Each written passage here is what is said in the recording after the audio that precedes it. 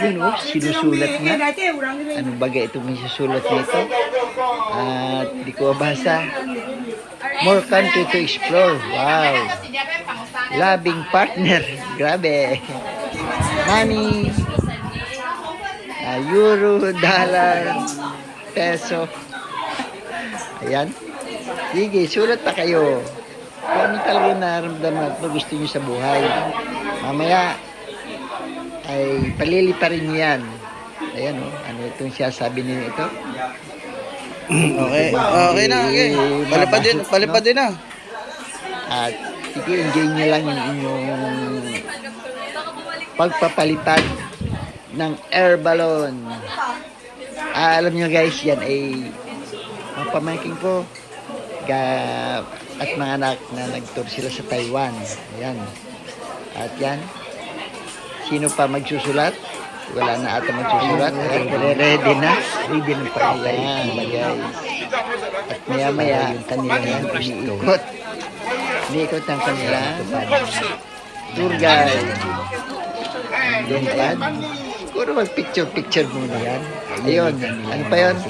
Blessing to our parents, successful business. Grabe. Thank you kids. Ano pa yan? Yan. Ini-enjoy nyo lang. Nare-ready na. Okay, picture. Picture. Okay. Then, inisas ng tour guide at yung magpapalipad. Ano pang gagawin dito? Tingnan natin. Ayun, sisindihan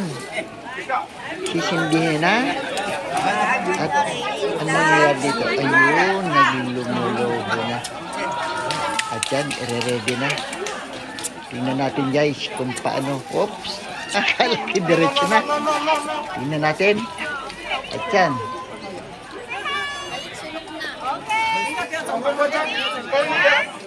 Ano kami? Tapos sa hiye. Oh, Tapos makuha. lipad na. Yeah.